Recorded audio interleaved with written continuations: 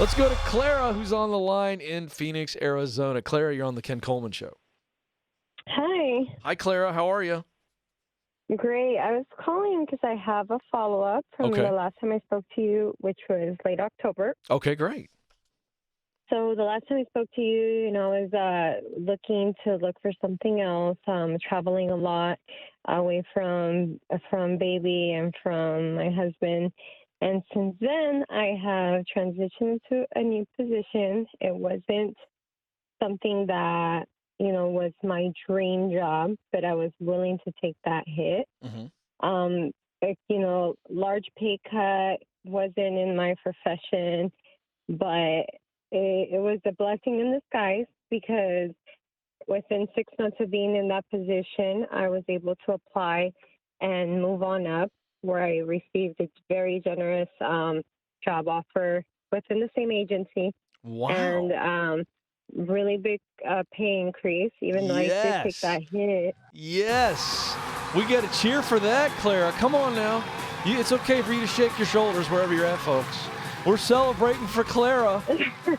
Clara, that is exciting. Thank you. So tell me the rest of the story. We had to celebrate for a moment. Keep going. So I transitioned into it's within the department of what I used to do, which was I used to do undercover, and transitioned back into the investigative field. Wow. I'm not doing the job that the dream job, but it's within arm's length reach, which there's a lot of potential to move up into that position. Yes. And so I'm just waiting for the right time. Awesome. We are expecting baby number 2. Yay! So, that's fun. Yes. So I just couldn't. Time. I just couldn't be any prouder, Clara. I just could not be any prouder of you. So, Clara, you're an example of giving up to go up. Yes, definitely. Now, here's the deal.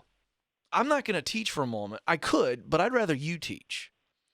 So I want you to tell people who are in a situation that may be similar to yours that it was just a bad situation for you. It was traveling all the time, and so it was just sucking your soul away because you're away from your husband and your baby and friends and everybody else. It just wasn't a good situation. And so you made the move, and you took a big pay cut. And that's not something we just say, hey, you just have to do it. But in your situation, you had to. It was the right move. But you didn't just take a pay cut randomly. You put yourself in a situation where there was a potential ladder. Is that correct? Correct. And that's what I was looking to see when I was looking for jobs. I'm not just going to apply for something and take it. Yeah. I wanted to look at something that had some potential, some growth. And when you do the interviews, you get a feel for what kind of agency or employer, if they're, you can ask those questions. Is there potential to move up, or, and that's one thing that they made it very clear that they love to hire and promote within and move on people up, and love it. That was one of the things that they enjoyed doing there. What did you and your husband do to prepare for taking the temporary pay cut? So he was in school from the last time I spoke to you. He was a full-time student, and we said, okay, once you start working, once he was out of school and started working, and of course we definitely had our savings saved up. Yeah. We put a good chunk of money away on the side, and because it went from almost a 50% pay cut. Wow. And so, but because of the savings, plus he went to work, you guys didn't suffer at all. Right. Yes. Wow. So, Clara, that's what I wanted people to hear. You didn't just randomly make this massive sacrifice that threw your family into chaos. You planned for it. You suffered a little bit in that job. That's what I want people to hear. You suffered in that previous job, but it got you to a place where you could give up in order to go up. Yes, and some people can take it as a hit to their ego, because I went from being like an admin assistant. Yes. I was working in my previous job, something that was, people have a lot of pride in, and but I was willing to do that. It was almost a hit to my ego but I didn't look at it like that, because I got to come home to what I love, my husband and my son. Yes, there it is. Clara is preaching today. So Clara just dropped another lesson on you folks.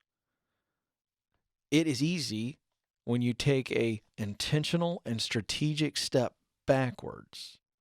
So you give up something so that you can step into a new area and step on another ladder. And the pride started to whisper. You can tell it whispered in her ear a little bit, but then she shifted her focus, not on the position and not on the pay cut, but I get to be home with the people that I love the most. What matters most to me is the time with my family. And if I hang in there, I'm going to get an opportunity to be able to have it all, which is the time with family and work that she loves. And she just got it. She got the big job bump and the pay raise. And the best part, her dream job, the one that she left, she had to give up temporarily. She had to give it up. It's in reach. There was a day where I got an opportunity from a guy named Dave Ramsey. Almost 5 years ago. And I had to give up the Ken Coleman Show.